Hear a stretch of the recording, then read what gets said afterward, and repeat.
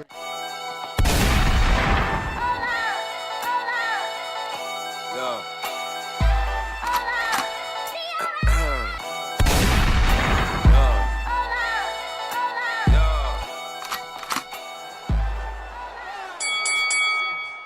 Welcome to Hitman Boxing. Hit that like and subscribe button.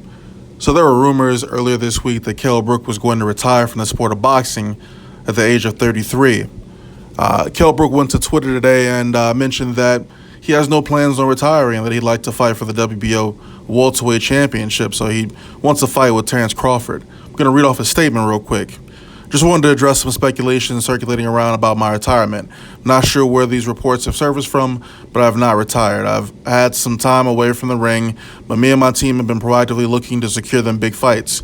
We went to New York because we want to fight Crawford. These are the level of fights that get me excited, and I only ever want to bow out on a high, putting on an excitement show for my fans who've always shown me incredible support. If these big fights can't be made, then I'd love nothing more than to dance again under them bright lights. So unless and until you hear from me, know that the special one still has a few more special nights in store for you guys. Kell Brook statement. So Kell Brook is still looking to fight Terence Crawford, and he was in New York for the Terence Crawford Amir Khan fight, and he did mention that he wanted to fight Crawford after that. But this is what I have to say about this. Kell Brook's career, tragic. His biggest win to date was against Shawn Porter, and that's when he captured the IBF championship, right? That was back in 2014. Unfortunately, after that, he went on to face a number of lesser foes.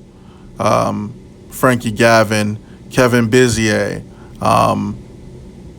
Who he fight? Jojo Dan? I can't remember who he fought. But then I feel like he made the ultimate mistake in his career when he decided to move up in weight and fight Gennady Golovkin. Because in that fight, he injured his orbital bone. His orbital bone was broken by Triple G. And he lost that fight by technical knockout. Then he decided to move back down in weight, back to 147, and defend his title against Errol Spence. So, let's see, So he fought Gennady Golovkin in 2016. I think it was like September, and then he came back and fought Spence May of 2017. And again, he lost that fight by knockout, and he actually fractured his other orbital bone. So 2 huge tragedies in his career in less than a year. Then he decided to move up to 154, right? Because he wanted to fight at 160. Then he went back down to 147, and he went back up to 154. And he vowed to capture a world title at 154. He fought that dude, Rob Schenker, and he captured the vacant WBC silver welterweight title, super welterweight title, that is. Then he went on to fight Michael Zarafa, I believe. Can't remember if that was at welterweight or 154. But, in between the time that he was at 154, there was talk of him fighting one of the Charlo brothers, I believe Jermell Charlo at the time. There was also talk of him fighting Jarrett Hurd. He had options, but I always felt that Kell Brook was undersized at 154. I mean, hell, he was undersized at 160, but, with his skill set, he was giving Triple G some problems before he got stopped in that fight.